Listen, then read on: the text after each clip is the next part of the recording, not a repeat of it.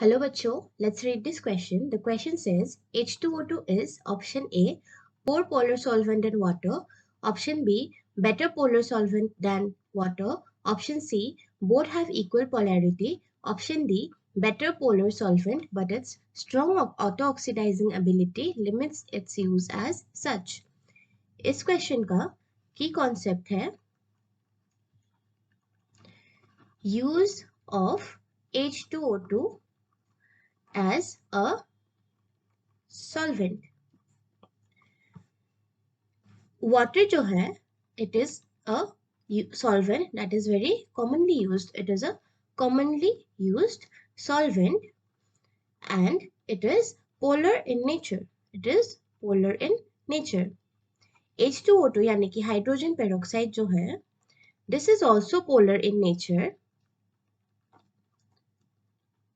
and it is even more polar than water.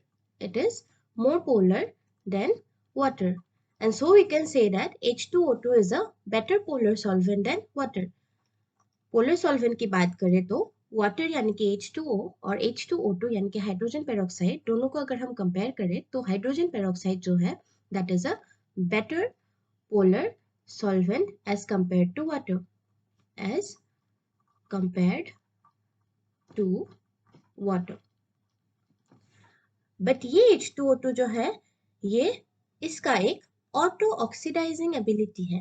Auto oxidizing ability मतलब ये खुद ही oxidise हो सकता है, ऑक्सीडाइज होके डिकम्पोज हो जाएगा by this reaction. H2O2 will decompose to 2H2O2 will decompose to 2H2O liquid and O2 gas. ये H2O2 जो है ये ऑक्सीडाइज होके O2 में कन्वर्ट हो जाता है. H2O2 ऑक्सीडाइज होके इस रिएक्शन के थ्रू ऑक्सीजन गैस में कन्वर्ट हो जाता है. This is called as auto oxidizing ability. H2O2 को अगर हम we keep it standing for a long time, it can auto oxidize and hence decompose to give H2O liquid यानी कि water and oxygen gas. और इस वजह से इसको एज ए सॉल्वेंट हम नहीं प्रीफर करते यूज करना. इसमें ऑप्शन डी में जो दिया गया है but it's strong auto oxidizing ability limits its use as such. हम उसी को सॉल्वेंट की तरह यूज करेंगे जो कंपाउंड स्टेबल है, जो इजीली डिकम्पोज नहीं करता है, उसको हम as a better solvent prefer करेंगे.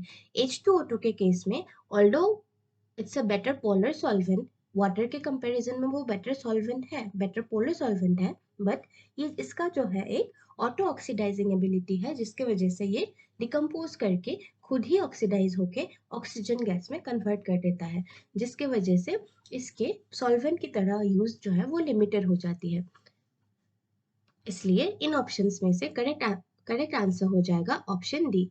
ऑप्शन ए में गिवन है poor polar solvent, that is not true. Option B में गिवन है बेटर पोलर सॉल्वेंट, ये करेक्ट है, but D is the more appropriate and correct answer.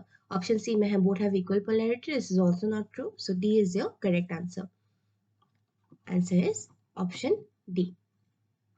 I hope आपको समझ आ गया हो. Best of luck.